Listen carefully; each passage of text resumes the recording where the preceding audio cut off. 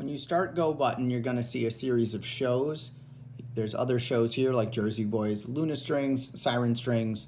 The Siren and Luna are kind of the same set. This is the largest one. Once you open a show, you'll have all the cues. And if you want, down at the bottom, you can also have hits. Hits are like one-shots. So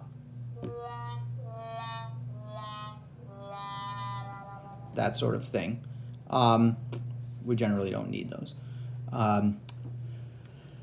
If you look at this, yellow means it's like on deck, red means it's not playing, and then if you hit go, green means it is playing. So right now green is playing, and next up is Can't Stop the Feeling.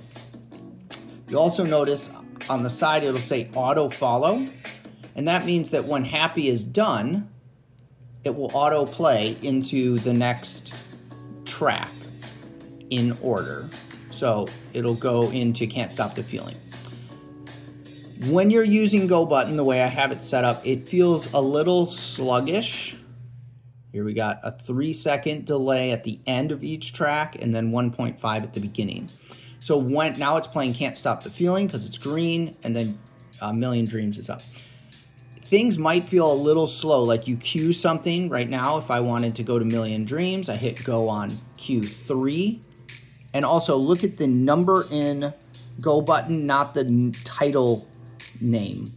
So if we go to Million, well, I messed it up. I cued it. But if we go to Q4, it sort of takes a minute, and that is so it doesn't feel weird to the audience. So it has a fade and a little bit of time before it plays, and it fades out the other track. So let's talk about how we might do those things. So if I stop everything, if you go to edit, you can then select the track or tracks you would like to adjust. And the primary thing you might want to adjust here is the auto follow and the order. Right now they are all set up to auto follow except tracks at the very end, because that's the end of the show. So if you go to Roundtable, you'll see it does not say auto follow, as well as these other 4, which we just cut the last time we did this big show.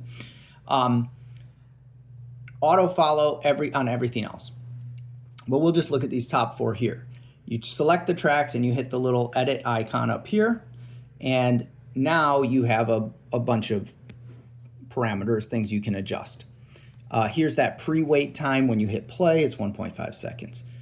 If you hit play on when that cue, the one that's selected, starts, it will stop the other ones with a fade out of 1.2 on those other ones.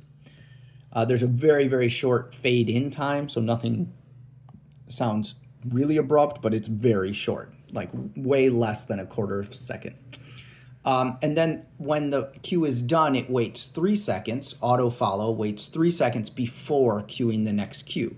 Now, if you don't want the cues to auto follow after this cue starts, then select auto stop. So I just adjusted all 4 of those cues to auto stop, and then I hit save. And now if you look here, you'll see they don't say auto follow in the first 4 cues. And if we hit done, we can play a cue, and I mean, I can kind of show you. It's nothing to really show here, but when it gets to the end, it will just stop.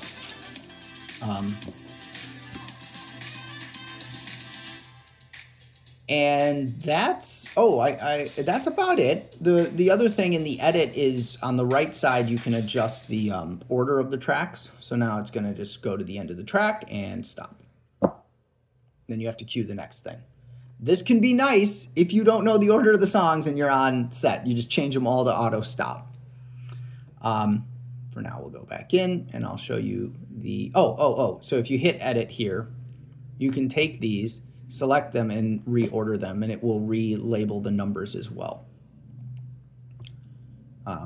So that's pretty nice.